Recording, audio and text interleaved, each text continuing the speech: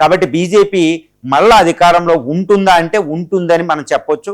తర్వాత ఇప్పుడు మీ బీజేపీకి కానీ ఇలా వస్తుంది, కానీ బీజేపీకి ఒక బిగ్గెస్ట్ ఛాలెంజ్ వచ్చింది. అది ఏంటంటే ఈ వెస్ట్ ఏషియా ఇరాన్ యుద్ధం, హర్ముజ్ స్ట్రైట్ క్లోజు, ఆర్థిక సంక్షోభ పరిస్థితులు. ఆర్థిక సంక్షోభం రాదు లేదు, కానీ ఆర్థిక సంక్షోభం లాంటి పరిస్థితులు వచ్చిన అన్ఎంప్లాయ్మెంట్ పెరిగిపోవడం, ద్రవ్యోల్బణం పెరగడం, ఉపాధి అవకాశాలు తగ్గిపోవడం, వృద్ధి, తర్వాత ప్రకృతిలోంచి సూపర్ ఎల్నినో, వ్యవసాయ దిగుబడి తగ్గిపోవడం, వ్యవసాయ ఆర్థిక వృద్ధి కూడా 1% తగ్గిపోవడం, ప్రపంచంలో దౌత్యం చేయడం చాలా కష్టంగా ఉండడం, సప్లై చైన్ తగ్గిపోవడం, ఇవన్నీ ఏంటంటే ఒక భయంకరమైన టెస్ట్ పెట్టినట్టే. ఎందుకంటే వ్యవసాయం యొక్క ఆదాయాలు డబుల్ అవ్వాలని ప్రధాని నరేంద్ర మోడీ గారు చెప్పడం జరిగింది.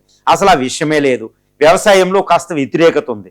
తర్వాత 12 సంవత్సరాల నుంచి సుదీర్ఘంగా నిరాఘాటంగా అధికారంలో ఉండడం వల్ల యాంటీ ఇన్కంబెన్స్ ఉంటుంది. మరి అపోజిషన్ దాన్ని ఏం చేయబోతుంది చూడండి. ఇప్పుడు కాక్రోచ్ జనతా పార్టీ, ఇది నేషనల్ పారాసైటిక్ ఫ్రంట్ విజృంభిస్తుంటే జన్జెడ్లో ఎంత హేట్రేడ్, ఎంత డెస్పరేట్గా వాళ్ళు ఆక్రోశంతో ఉన్నారనేది మనకు అర్థమవుతుంది. ఇది అపోజిషన్ పార్టీలు క్యాష్ చేసుకోలేకపోతున్నాయి. అంటే ఏంటి, నేషనల్లో ఈ కాక్రోచ్ జనతా పార్టీ క్యాష్ చేసుకున్నట్టు కూడా అపోజిషన్ పార్టీ క్యాష్ చేయలేదు ఆక్రోశాన్ని అనేది మనకు తెలుస్తుంది. అంటే ఏంటి, మోడీ షాల యొక్క నాయకత్వానికి తిరుగులేని విధంగా ఉంది. కాబట్టి 2029లో కూడా బీజేపీ అధికారంలో, తర్వాత 34లో కూడా అధికారంలోకి వచ్చే అవకాశం ఉంది. మరి ప్రైమ్ మినిస్టర్ ఎవరు ఉంటున్నా.